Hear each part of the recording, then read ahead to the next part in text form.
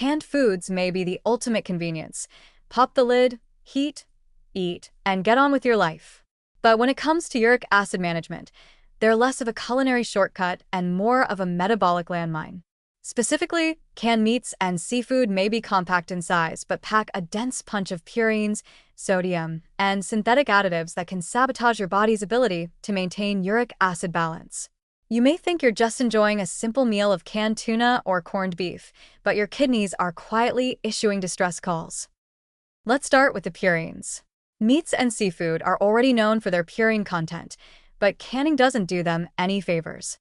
In fact, the preservation process may concentrate purines or alter protein structures in ways that make digestion more rapid and uric acid formation faster. So that compact little can of sardines? It might as well be a purine bomb in oil. Tuna, anchovies, and even canned chicken, especially if it's dark meat or skin included, contribute to the same issue. Your body digests it quickly, converts those purines to uric acid, and suddenly you're facing a flare-up because lunch came in a tin. Then we have the sodium issue. Canned meats and fish are notorious for their salt content, some with over 30% of your daily intake in a single serving. That much sodium puts your kidneys under pressure, impairing their ability to flush out uric acid efficiently. High sodium levels can also contribute to fluid retention, which concentrates uric acid in the bloodstream and makes crystallization in joints more likely. Essentially, you're not just feeding your body, you're putting it on a forced salt cleanse with none of the detox and all of the side effects. And let's not forget the additives. Many canned meats contain preservatives like sodium nitrate, phosphates, and other compounds that aren't purines themselves but can promote systemic inflammation and oxidative stress. This adds yet another layer of difficulty for your already overworked kidneys. Think of your organs as a cleanup crew, fine with a bit of mess now and then but absolutely overwhelmed when the meal comes with both garbage and a chemical spill. Canned soups and stews containing meat pose similar risks.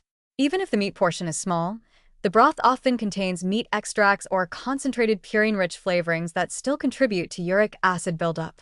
Some canned meals even sneak in high-fructose corn syrup or glucose-fructose blends as thickeners or flavor boosters, which, if you've been paying attention, turn into uric acid like a magician pulling needles from a hat.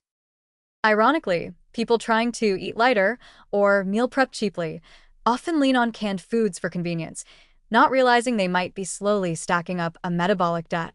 For someone who already has elevated uric acid or a history of gout, these foods can turn an otherwise manageable condition into a recurring nightmare of joint pain, inflammation, and late-night regret.